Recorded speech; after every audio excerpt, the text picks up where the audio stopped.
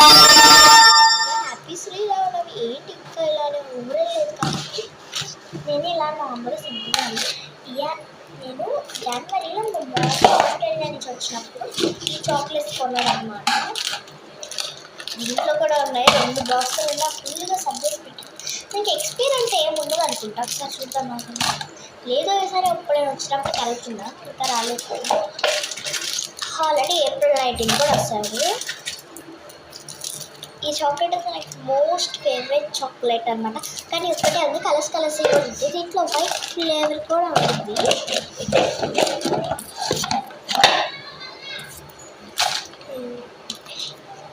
Cravings ఆపుకోలేకైతే నేను ఈ 2 chocolates తీసుకుంటాను. ఉండండి ఒకసారి దీన్ని ఓపెన్ చేసి తీసేద్దాం. అన్బాక్సింగ్ చిన్న చాక్లెట్ అయినా అన్బాక్సింగ్ చేసేయాలి తప్పదు.